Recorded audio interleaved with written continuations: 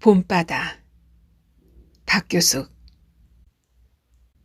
바람조차 멈춘 늦은 봄. 마을은 적막했다. 두런거리는 말소리조차 들려오지 않았다. 모두 논밭에 나간 것일까? 하긴 마을이 시끄러울 때는 거의 없었다. 떠들썩하게 큰 목소리를 낼 만한 젊은 사람들이 없는 탓이다. 목소리마저 잦아들 나이 많은 사람이 대부분이다. 앞산에서 뻐꾹새 우는 소리가 들려왔다. 저 소리를 듣고 있는 사람이 나만은 아니겠지. 기운이 생겼다. 그는 모하도에 무사히 도착했을까? 바람 한 점 없는 날씨고 보면 이미 섬으로 건너갔을 가능성이 컸다. 봄바다는 겉으론 잠잠해 보여도 속에서 들끓고 있으니 언제든 안심할 수 없다. 바람의 방향이 갑자기 바뀌면 겨울바다보다 무섭게 출렁여서 섬사람들은 봄날엔 함부로 배를 띄우지 않는다고 했다. 앞마당을 서성이다 뒷곁 밭으로 올라갔다.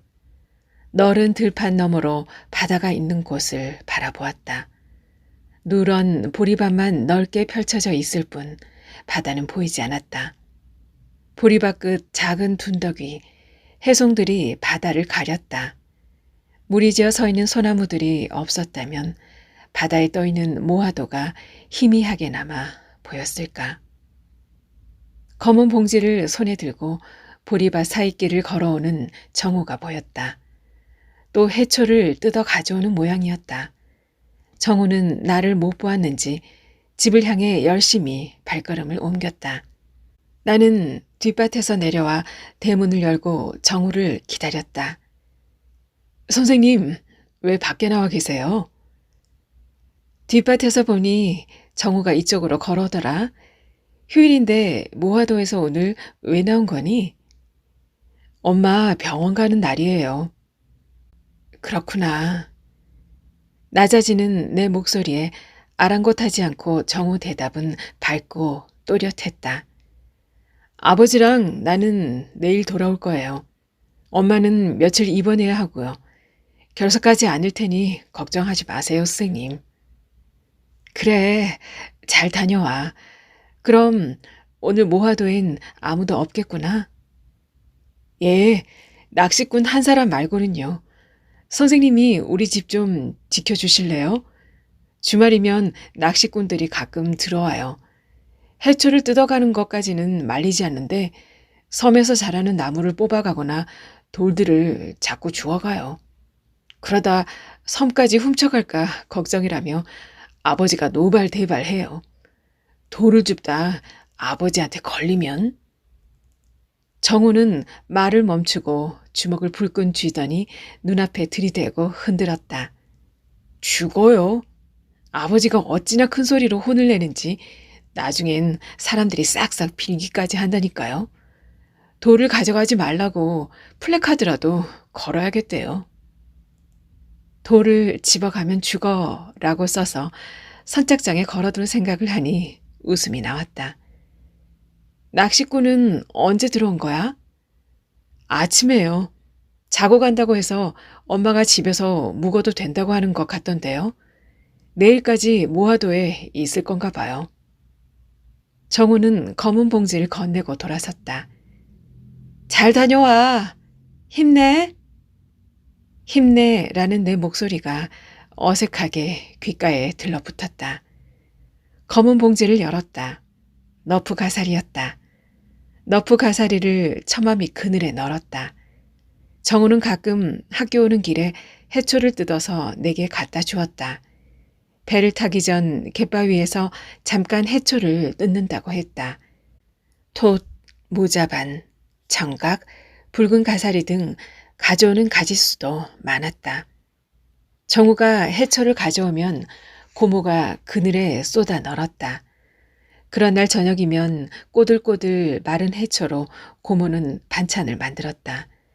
너프 가사리는 쌀뜨물에 된장을 풀어 굴을 넣고 국을 끓였다. 처음 입에 닿을 때는 약간 겉도는 느낌이지만 오독오독 씹히는 기분 좋은 질감과 함께 해초향이 입안에 가득 퍼졌다. 그 맛을 떠올리니 입안에 침이 고였다. 거뭇한 가사리는 강한 봄볕에 벌써 생기를 잃어가고 있었다. 오늘 모하도에 들어간 낚시꾼은 그가 틀림없을 것이다. 내가 그와 함께 모하도에 들어갔다면 그는 낚시하고 나는 갯바위에 붙은 너프 가사리를 뜯거나 바닷가에서 모자반을 건져 올리고 있었을까. 그와 다니던 낚시도 이제 그만둘 때가 된 것 같다. 한 달 전에는 조약돌이 바닷가를 덮고 있는 해변에서 그를 만났다. 파도가 밀려들 때마다 조약돌 구르는 소리가 기분 좋게 들렸다. 그날은 바람이 많이 불었다. 거센 바람 소리에도 조약돌 구르는 소리는 묻히지 않았다. 바람이 낚싯줄을 끌어가 낚시를 할 수도 없었다. 그와 나는 낚시를 포기하고 바람막이 바위 틈에 오래도록 앉아 있었다. 그때 내가 정우 이야기를 했다. 정우는 내가 가르치는 반 아이다. 모하도에 사는 정우는 결석을 자주 한다. 아버지 낚싯배를 타고 학교에 다닌다.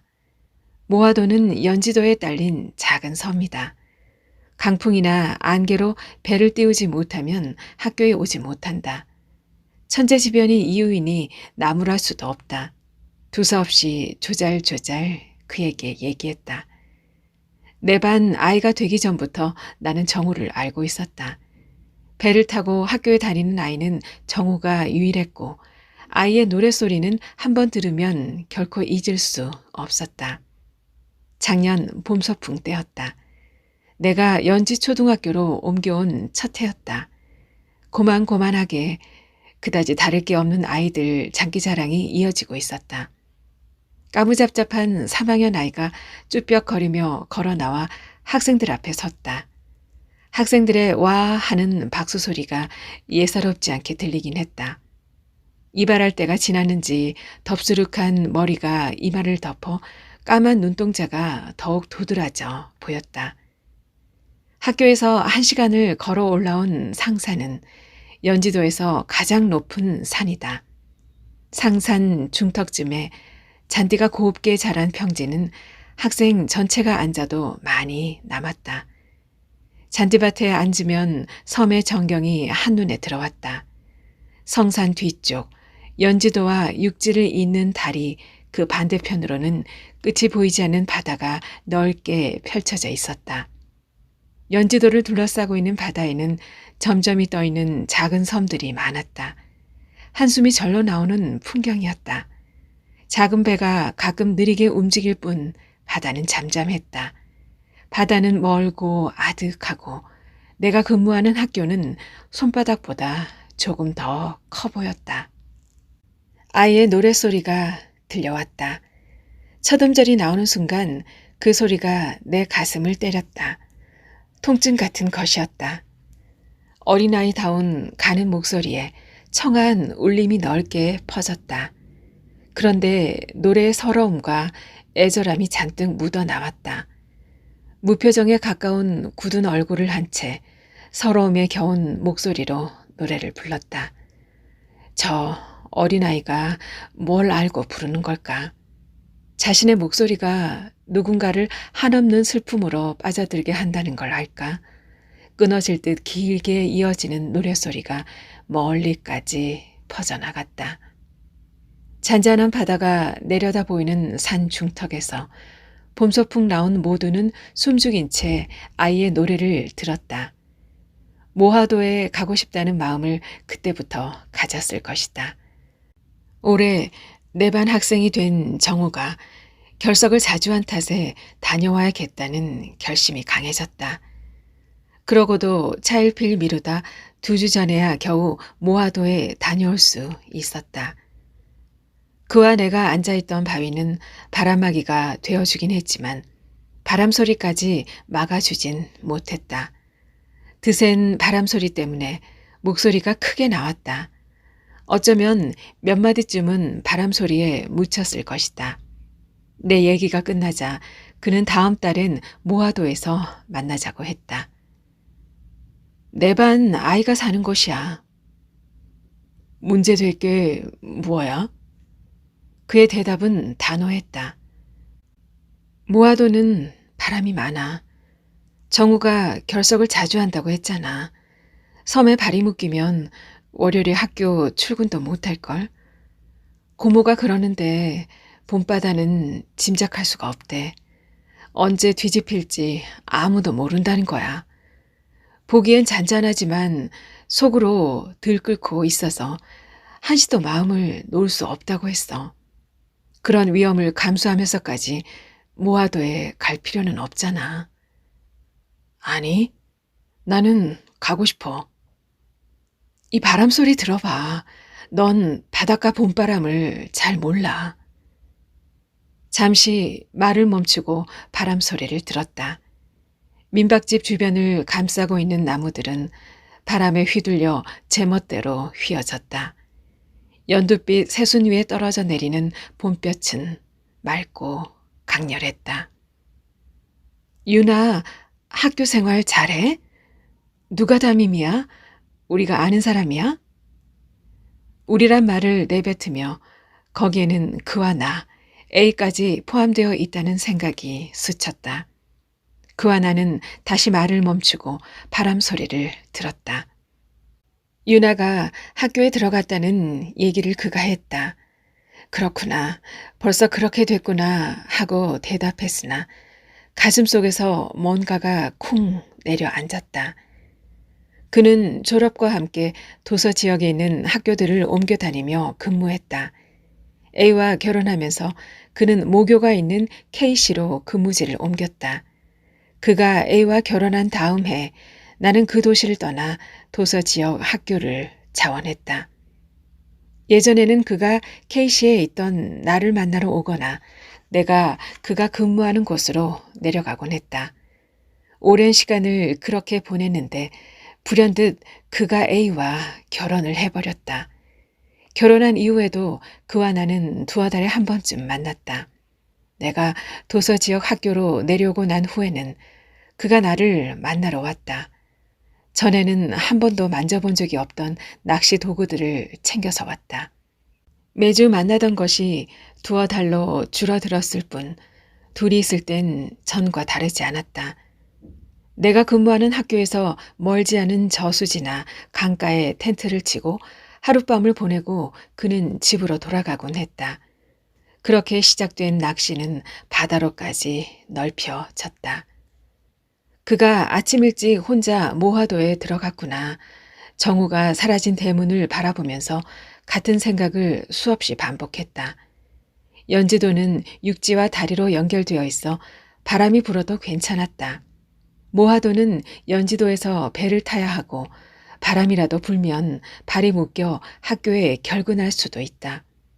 결근을 떠나 내 보임지인 이곳까지 그가 오는 건 불안했다.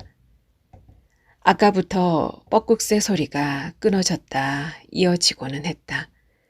적막한 공간을 그 소리가 채워주었다. 시멘트로 포장된 마당에 한낮의 봄볕이 내리꽂혔다. 자잘한 은빛 반사광이 내 눈을 찔렀다. 퇴마루에 엎드려 눈을 쏘아대는 빛을 마주 보았다. 뜨겁게 달궈진 마당 가운데를 향해 지렁이가 기어가는 모습이 보였다. 아직은 감나무 그늘을 지나가는 중이었다. 한 뼘만 더 가면 뜨거운 햇볕 아래였다. 왜 저리로 기어가는 것일까? 죽음을 향해 가는 것은 아닐 텐데. 지렁이는 그늘을 금방 벗어났다. 속도가 더 빨라지나 싶더니 갑자기 몸을 버둥거리다가 몸을 굴렸다. 움직임이 서서히 둔해지더니 이내 멈춰버렸다. 번들거리던 몸에 흙먼지가 잔뜩 묻었다. 지렁이를 깨우기라도 할 것처럼 나는 몸을 벌떡 일으켰다. 무릎에 놓여있던 책이 요란한 소리를 내며 퇴마루 아래로 떨어졌다. 대문이 삐꺽 하고 열리더니 잔등 아주머니가 들어섰다. 왜 잔등이라는 이름이 붙여졌는지 모르겠지만 누구나 그녀를 잔등 아주머니라고 불렀다. 등은 꼿꼿하지만 머리는 하얗게 센 아주머니는 나이로 봐선 잔등 할머니라고 불러야 어울렸다. 아주머니는 집안을 둘러보며 느린 걸음으로 마당을 가로질러와 마루에 앉았다. 미처 줍지 못했는데 아주머니가 책을 주어 퇴마루에 올려놓았다. 왜 이렇게 조용해? 두 분 모두 담제 보리밭에 가셨어요. 오늘 타작하는 날인가 봐요. 누구네 기계가 일한대? 임촌에 사는 정씨라는 것 같던데요. 나는 고모 집에 얹혀 사는 처지지만 연지도 사정을 다 알고 있는 듯 대답했다. 이렇게 더운데 고모는 왜 따라가? 기계가 알아서 일 다 해주는데. 암튼 가만 앉아있질 못하니. 고모가 집에 없어 아쉬워진 아주머니는 섭섭한 마음을 내비쳤다. 아주머니는 마루에 앉아 마을이며 앞산 봉우리에 눈길을 주더니 일어서서 갔다. 삐걱하는 대문 닫히는 소리가 아주머니와 내가 나눈 인사말처럼 나른한 봄날 오후의 공기를 갈랐다. 잔등 아주머니는 고모부의 첫사랑이다. 40대 초반에 남편을 잃고 혼자 된 아주머니를 고모부는 오랜 친구 대하듯 돌봐온 것 같다. 혼자 몸으로 농사를 지을 수 없었던 아주머니는 남의 집 농사일을 도와주고 자식 키우며 살았다. 남의 일손이 필요할 때 고모부는 반드시 잔등 아주머니를 불렀다. 고모와 아주머니는 여름밭에 엎드려 김을 맺고 긴 밭고랑에 앉아 감자를 캐곤 했다. 오래도록 함께 땀 흘린 기억이 많아서인지 두 사람의 정은 남달랐다. 그래서인지 고모부보다 고모가 잔등 어머니를 더 챙겼다. 고모부는 당신의 첫사랑이 아주머니인 것이 자랑스러운지 껄껄 웃으며 이미 알고 있는 얘기를 잊을만 하면 나에게 다시 들려주곤 했다. 나는 처음 듣는 얘기처럼 재미있게 들어줬다. 고모부는 아주머니가 결혼한 이후에도 오래도록 당신의 속마음을 누구에게도 말하지 못했다. 첫사랑이란 어감이 주는 떨림의 감정이 사라져 갈 즈음에야 처음으로 아주머니에게 장난스럽게 고백했다. 진작 얘기하지 그랬소. 알았으면 시집을 이 집안으로 오는 건데 라며 아주머니도 아무렇지 않게 응수했다. 마당 끝에 서서 자네 친정집에 핀 자귀꽃이랑 배롱꽃을 하염없이 바라보았지. 흰 저고리를 입은 내 님이 배롱꽃 아래로 지나가지도 않는지 저리도록 그쪽으로만 고개를 돌려놓곤 했었다니까. 내가 보이지 않았나? 아쉬움이 남아서는 아니겠지만 여전히 고모부의 귀여운 푸념을 들을 수 있었다. 함께 듣고 있던 고모도 자네가 여기로 시집 왔으면 내가 이 집안으로 올 일이 없어 얼마나 편했을까라고 거들었다. 그럴 때 세 사람의 얼굴은 마냥 편안했다. 정우가 집으로 오는 걸 보고 뒷밭에서 내려왔던 때로부터 벌써 2시간이 흘렀다. 딱딱하게 굳어가는 너프 가사리를 한번 뒤집어 주었다. 나는 신발을 꿰차고 다시 뒷밭으로 향했다. 뒷밭으로 오르는 10여 개의 계단이 있던 자리에는 밭에서 흘러내린 흙무더기가 수북하게 쌓였다. 오래전 계단 옆으로는 작은 딸기밭이 있었다. 그 딸기밭도 이젠 흙무더기 아래로 묻혀버렸다. 푸릇한 딸기에 붉은기만 살짝 덧입혀져도 따먹어버렸다. 이틀만 더 두면 달콤한 물이 흐를 텐데 사촌 오빠도 나도 더는 기다리지 못했다. 사촌 오빠와 서로 먹겠다고 다투던 그 딸기밭은 이제 사라지고 없다. 누렇게 보리가 익어가는 지금쯤이었다. 어느 날 갑자기 학교가 긴 휴교에 들어갔다. 방학이 아니면서 그렇게 오래 학교에 가지 않았던 것은 그때가 처음이자 마지막이었다. 아버지도 회사에 결근하기 시작했다. 아버지가 가끔 바깥 동정을 살피러 나가긴 했지만 알 수 없는 근심을 잔뜩 짊어진 표정으로 돌아왔다. 할 일 없이 집안에 갇혀 있어야 할 식구가 6이었다. 사촌 오빠와 사촌 언니는 연지도를 떠나 K시에 있던 우리 집에서 학교에 다녔다. 그야말로 발디딜 틈 없이 비좁은 집안에서 모든 식구가 복작됐다. 집안에 갇혀 있은 지 며칠 지나 사촌 언니, 사촌 오빠, 언니와 나는 연지도에 있는 고모 집으로 내려갔다. 연지도는 내가 살던 K시에서 버스를 타고 3시간쯤 남쪽으로 내려가야 닿는 곳이었다. 연지도는 육지와 다리로 연결되어 있어 배는 타지 않아도 되었다. 우리가 연지도에 도착한 다음 날부터 버스 운행이 중단되었다는 얘기가 들려왔다. 사촌들처럼 연지도를 고향으로 둔 학생들이 하나둘 섬으로 내려왔다. 내려오지 않은 학생들이 더 많았지만 매일 몇 사람은 돌아오는 모양이었다. 사흘 밤낮을 걸어서 내려왔다는 이도 있었다.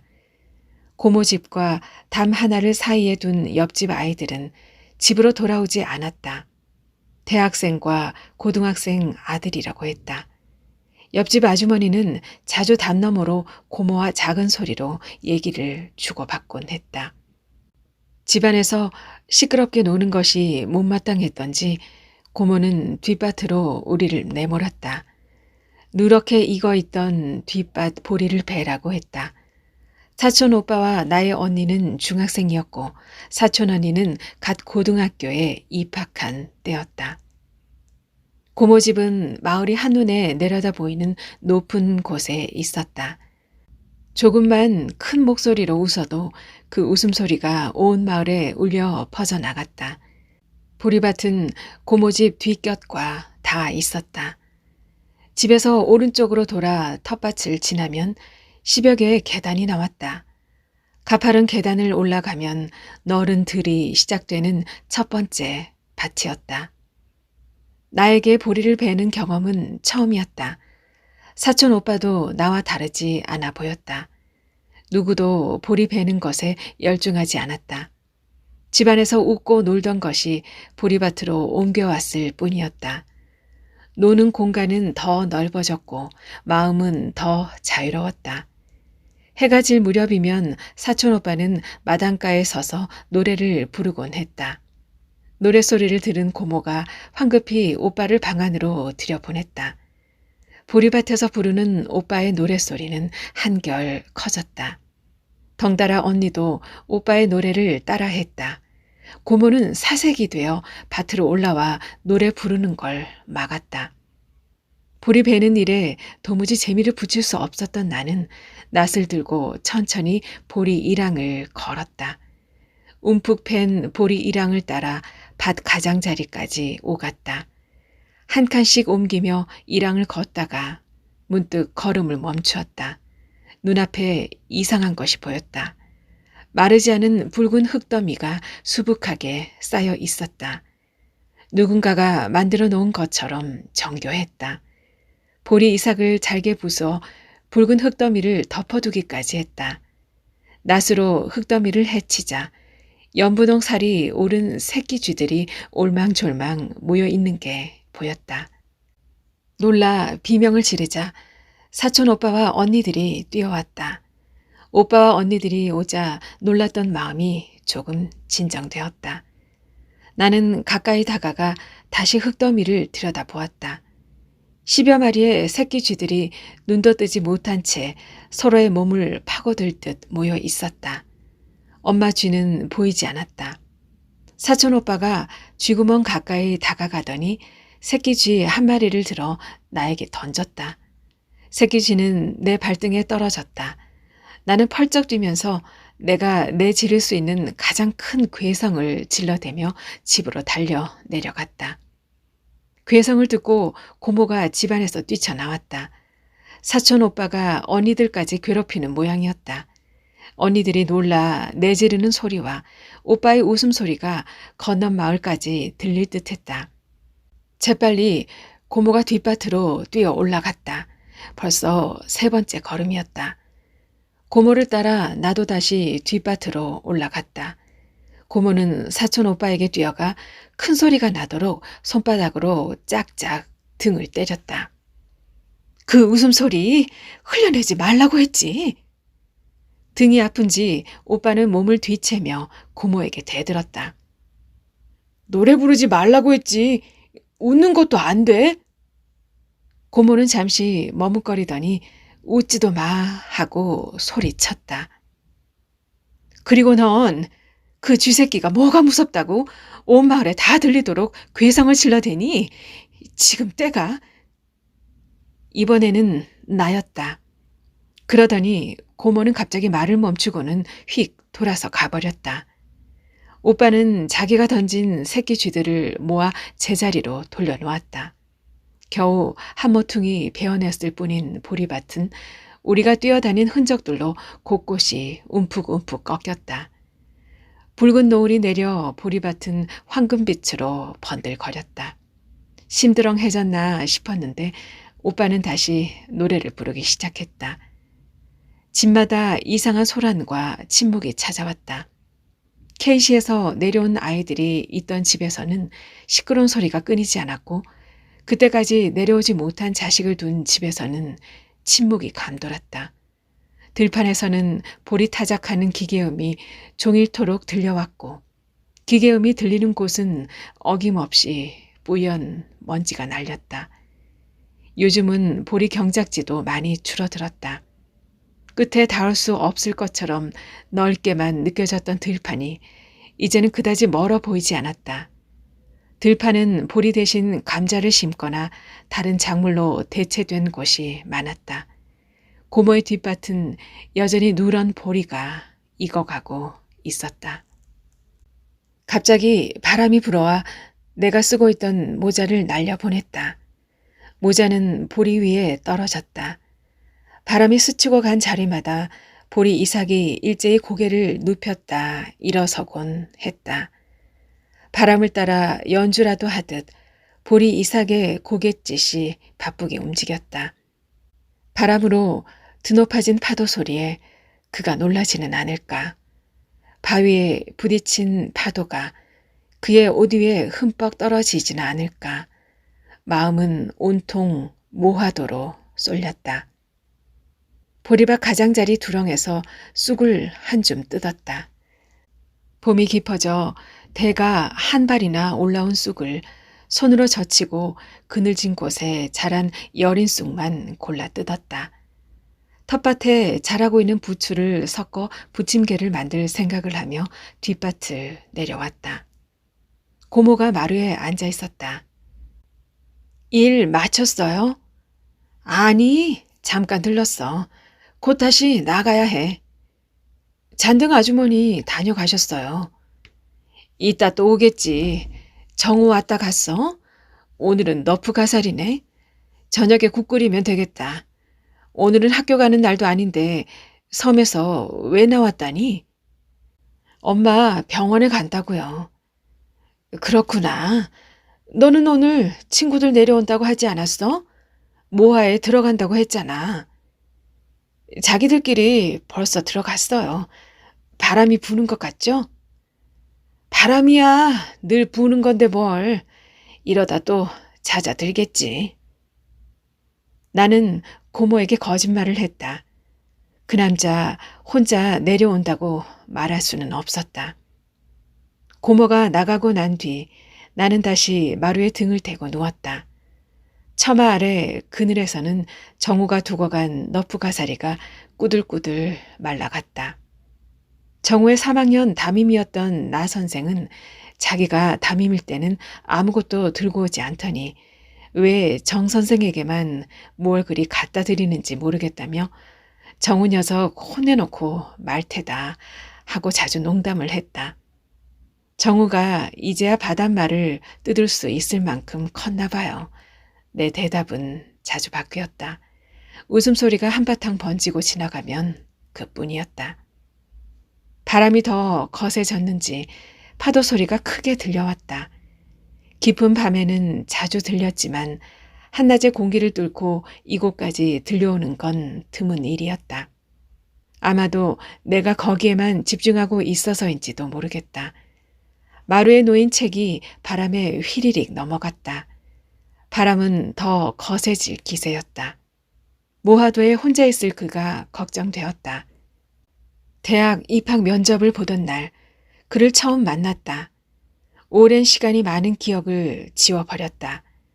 순간의 장면들만이 어렴풋이 머리에 남아있다. 나머지 시간은 아예 처음부터 없었던 것처럼 텅 빈 채다. 교대를 함께 지원했던 A와 교문에서 만나 면접장으로 들어갔다. A와는 고등학교 2학년 때부터 같은 반이었다. 수험생들은 긴장해서인지 입을 꾹 다물고 누구와도 얘기를 나누지 않았다.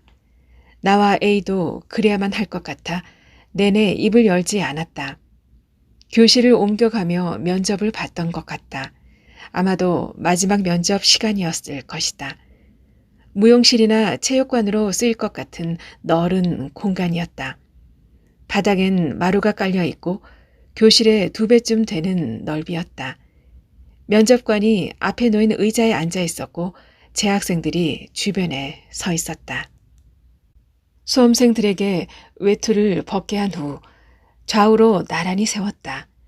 그런 다음 팔꿈치까지 옷을 걷어붙이게 하고 바짓단을 무릎 위까지 추어 올리게 했다. 면접실은 너무 넓었고 차가운 겨울바람이 어딘가로 계속 새어 들어왔다. 드러난 팔과 다리는 곧 파랗게 얼어갔다. 수험생들에게 앞에 서 있는 재학생들의 율동을 따라하게 했다. 재학생들은 국민체조 비슷한 동작을 여러 번 반복했다. 춤인가 싶으면 체조이고 체조인가 싶으면 춤 비슷한 동작이었다. 중간중간 팔을 벌리고 높이 뛰어오르기도 하면서 부드러운 율동을 이어갔다. 몸치를 구별해내려는 것인지 팔다리 움직임을 눈여겨보는 것 같았다. 면접이 끝나고 추워 올렸던 바짓단을 내리려 할 때쯤 면접을 도왔던 한 남학생이 나에게 다가왔다. 적당히 키가 크고 호리호리한 곱슬머리가 이마를 단정하게 덮은 흰 피부의 남학생이었다. 손에서 오래 가지고 놀았는지 반질반질하게 윤이 난 빨간 사과 하나를 나에게 내밀었다. 먹으라고 말했던가 아니면 아무 말도 없이 내밀었던가 나는 사과를 무심결에 받아들었다. A는 이미 외투까지 차려입고 내 곁에 서 있었다. 나는 꼭 끼어서 잘 내려가지 않는 바짓단을 붙잡고 어쩌지 못했다. 받아든 사과를 A에게 맡기고 무릎쯤에서 꼭 끼어버린 블랙진단을 어렵사리 끌어내렸다. 바짓단을 내리고 나서 나는 사과를 A에게서 다시 건네받아야 할지 망설였다. 어울리지 않는 장소에서 남모르는 누군가에게 받아든 사과. 내 것이라고도 할 수 없다 여겨졌다. 머뭇거리고 있자 A가 나에게 사과를 내밀었다. 받아든 사과를 손에 쥔 채 이걸 어떡하지? 머릿속에서 계속 맴돌았다. 면접을 마치고 교정을 걸어 나오면서 사과를 반으로 갈라 A와 나눠 먹었다. 꼭 그래야만 할 것 같았다. 입학하고 며칠이 지나지 않아 나에게 사과를 건넸던 남학생을 교정에서 만났다. 그와 나는 걸음을 멈추고 아, 사과를 동시에 외쳤다.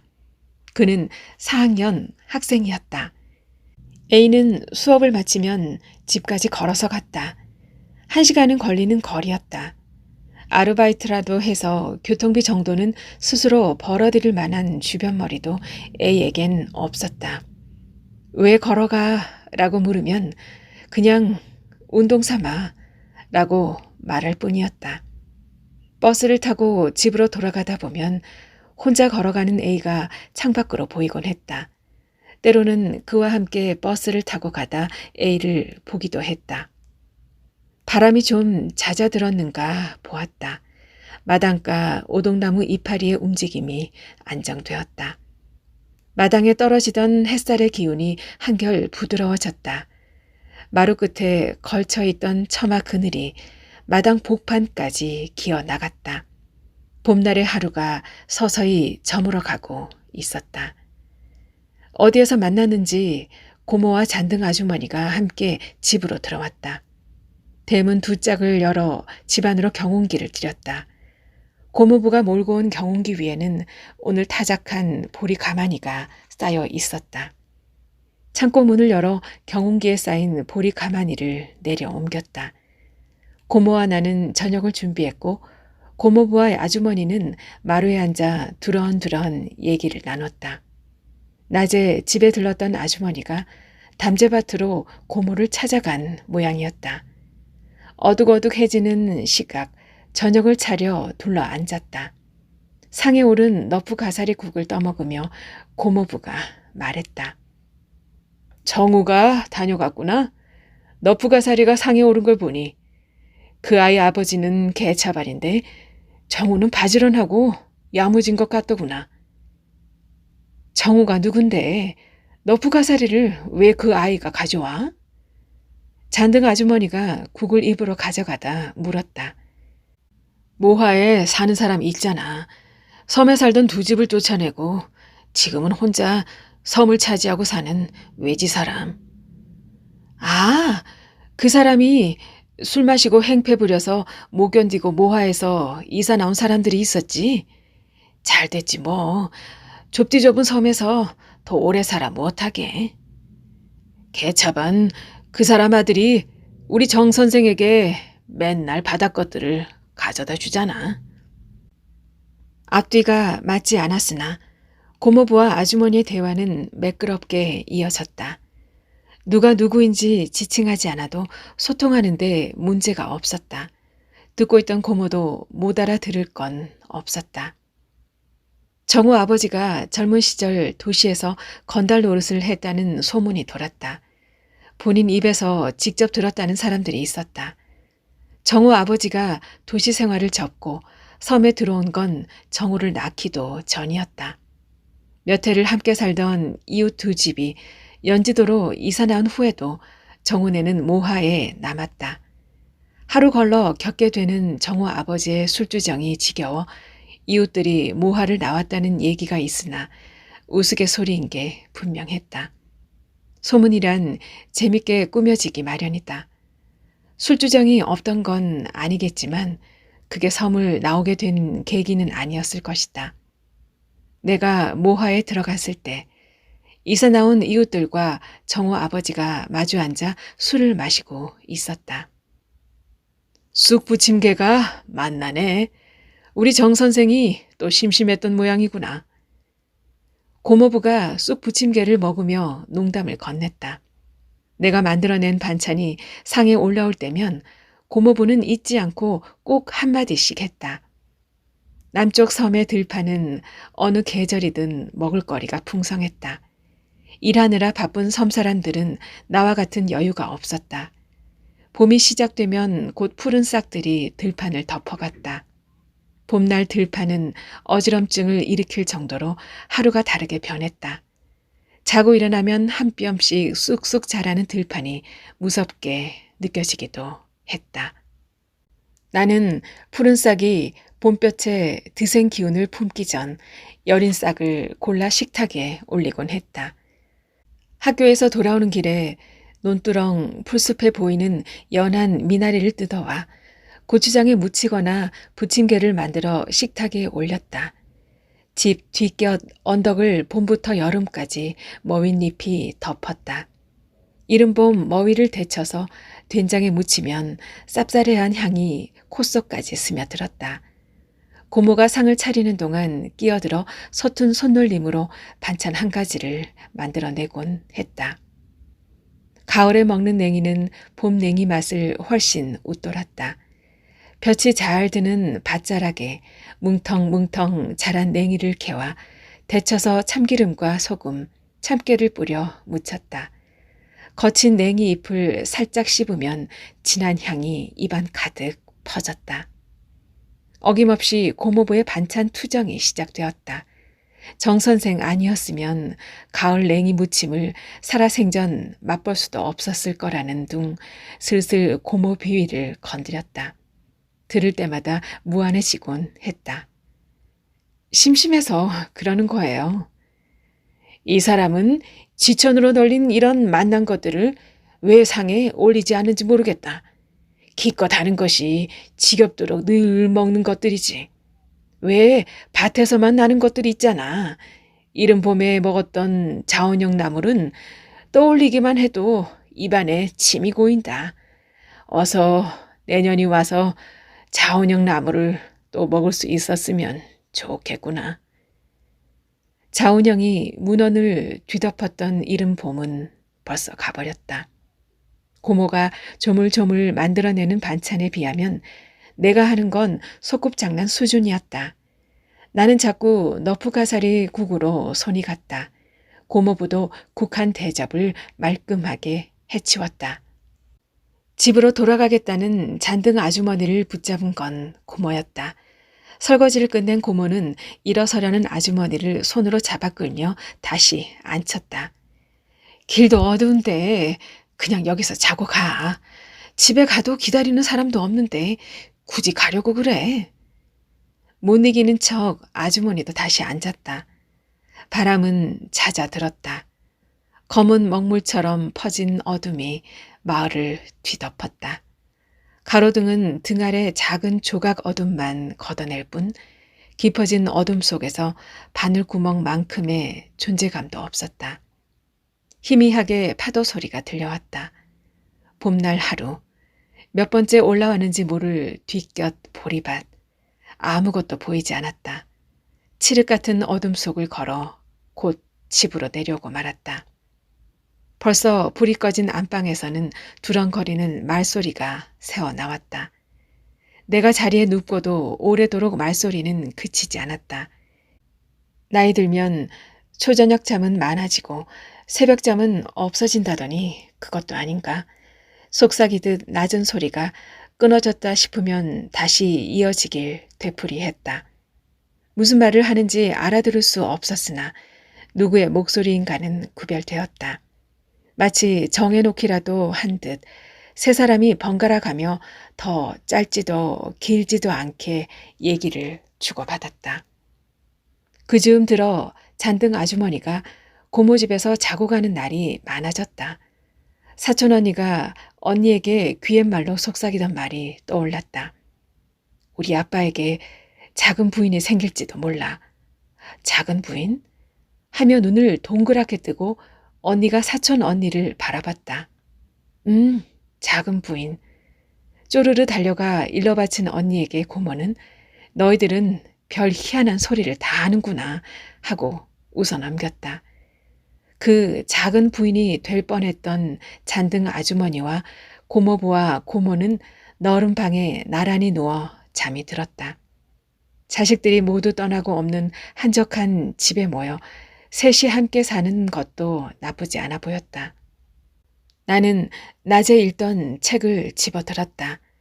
사촌 오빠가 쓰던 방에는 오래된 책이 많았다. 오빠는 대학에 입학하고 한 번도 연지도 땅을 밟지 않았다. 그 봄날, 두 아들을 한꺼번에 잃어버린 옆집 아주머니 앞에 나설 수가 없다는 것이다. 옆집 아주머니가 그의 명절에 내려온 오빠 얼굴을 두 손으로 쓸며 하염없이 눈물을 흘렸다. 굽어진 허리에 손을 얹고 지나가는 아주머니를 볼 때면 고모는 혼잣말하며 혀를 끌끌 찼다. 네 자식이나 내 자식이나 얼굴 못 보긴 매 한 가지네. 버릇처럼 나는 두세 장을 넘기고 사가가는 책 냄새를 맡았다. 셋이 함께 누운 저녁, 먼저 잠이 든 사람은 고모부였다. 여자인 것이 분명한 작고 가는 목소리가 서너 번 더 오가더니 잠잠해졌다. 안방에서 들리던 소리가 끊기자 개구리 울음소리가 들려왔다. 개구리는 이전부터 요란스럽게 울었겠지만 나는 듣지 못하고 있었다. 그때부터 개구리 울음소리에 나는 귀를 기울였다. 개구리 울음소리에 묻혀 파도 소리는 들려오지 않았다.